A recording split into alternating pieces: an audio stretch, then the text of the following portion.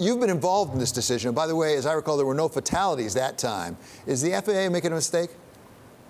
I think the FAA, in cooperation with Boeing, should get their inspectors in a room and start inspecting these planes, ground the planes, get the FAA inspectors, get the Boeing inspectors, and get these planes inspected and give the flying public 100% assurance that these planes are safe.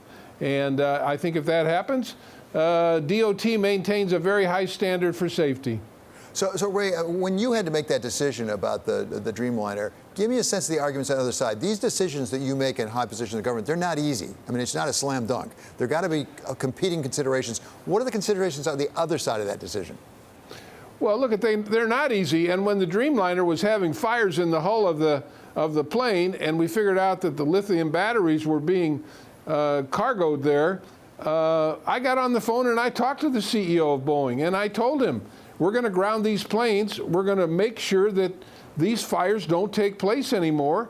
And I obviously talked to our friends and colleagues over at the FAA. These are not pleasant conversations, but they're conversations that need to take place, decisions that need to be made.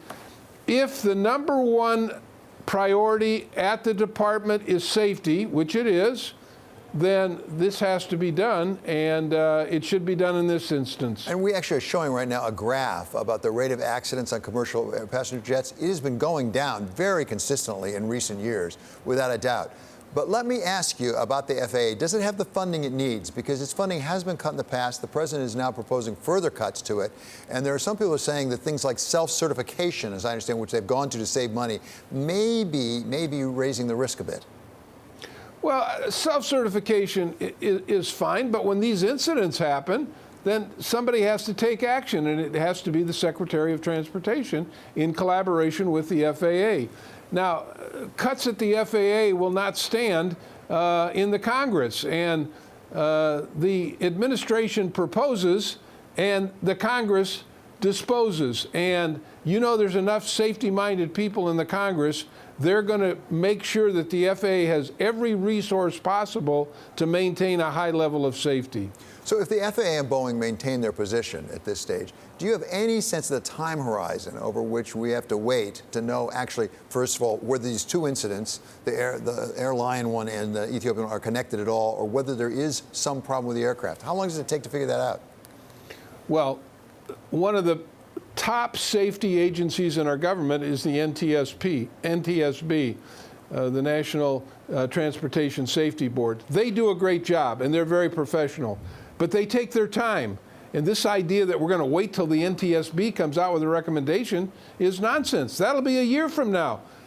It's well within the power and the authority of the Department of Transportation, in collaboration with the FAA, to ground these planes, do the inspection, say to the American flying public, these planes are safe. We don't need to wait for the NTSB. They'll do a thorough job, but it'll take a year.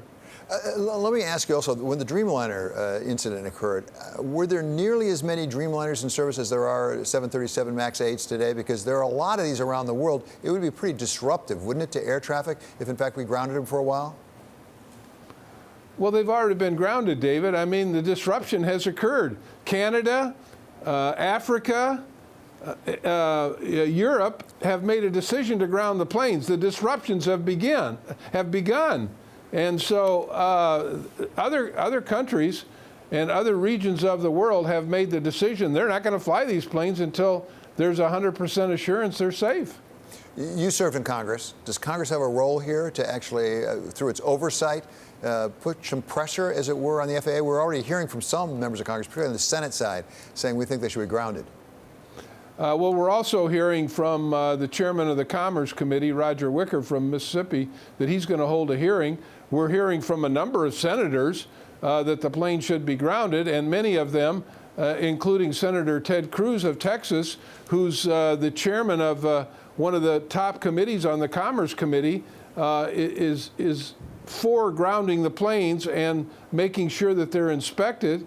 And so when these kind of senators with this kind of influence and clout get involved, there surely will be hearings, and I think it'll happen pretty expeditiously.